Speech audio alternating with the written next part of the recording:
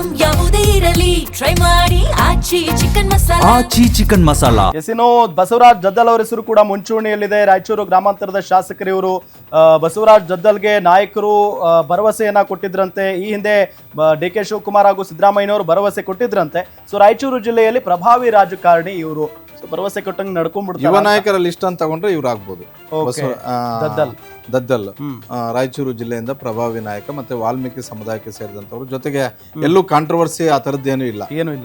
ಹಾಗಾಗಿ ಇವ ರಾಹುಲ್ ಗಾಂಧಿ ಹೇಳದಂತೆ ಯುವ ನಾಯಕರ ಪಟ್ಟಿ ತಗೊಂಡು ಬನ್ನಿ ಅಂತ ಹೇಳಿದ್ರೆ ಇಂಥವ್ರನ್ನ ಓಕೆ ಮಾಡಿದ್ರು ಕೂಡ ಚಾನ್ಸ್ ಇಲ್ಲ. ಬಟ್ ಇದೇ ಜಿಲ್ಲೆಯಿಂದ ಬೇರೆಯವರು ಕೂಡ ಕೇಳ್ತಿದ್ದಾರೆ. ಪರಿಷತ್ತಿಂದ ಬೋಸರಾಜ್ ಅವರು ಮತ್ತೆ ನನಗೆ ಬೇಕು ಅಂತ ಕೇಳ್ತಾ ಇದ್ದಾರೆ, ಹಿರಿಯರು ಬೇರೆ. ಹಾಗಾಗಿ ಈ ಎಲ್ಲಾ ಲೆಕ್ಕಾಚಾರಗಳನ್ನ ಹಾಕೊಂಡು ಡಿ ಕೆ ಶಿವಕುಮಾರ್ ಮತ್ತೆ ಸಿದ್ದರಾಮಯ್ಯ ಅಂತಿಮವಾಗಿ ಯಾರು ಹೇಳ್ತಾರೋ ಅವ್ರಿಗೆ ಕೊಟ್ಟಿದ್ದಾರೆ. ಯಾಕಂತ ಹೇಳಿದ್ರೆ ಕೊನೆ ಬಾರಿ ಸಂಪುಟ ಮಾಡಿದಾಗ ಡಿ ಕೆ ಶಿವಕುಮಾರ್ ಕೊಟ್ಟಿದ್ದು ಒಂದು ಪಟ್ಟಿ, ಸಿದ್ದರಾಮಯ್ಯ ಕೊಟ್ಟಿದ್ದು ಒಂದು ಪಟ್ಟಿ, ಹೈಕಮಾಂಡ್ ಹೇಳಿದ್ದೆ ಮತ್ತೊಂದು ಪಟ್ಟಿ ಆಗಿತ್ತು.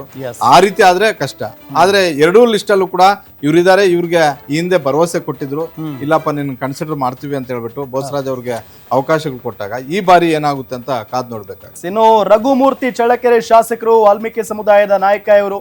ಚಳ್ಳಕೆರೆಯಲ್ಲಿ ಸತತವಾಗಿ 3 ಬಾರಿ ಗೆದ್ದಿದ್ದಾರೆ. ಸಿದ್ದರಾಮಯ್ಯ, ಡಿಕೆಶಿ ಉಭಯರಿಗೂ ಕೂಡ ಆಪ್ತರು ಇವರು. ಸಮುದಾಯ ಹಾಗೂ ಜಿಲ್ಲಾ ಕೋಟಾದಲ್ಲಿ ಸಚಿವ ಸ್ಥಾನಕ್ಕೆ ಪಟ್ಟು ಹಿಡಿದಿದ್ದಾರೆ.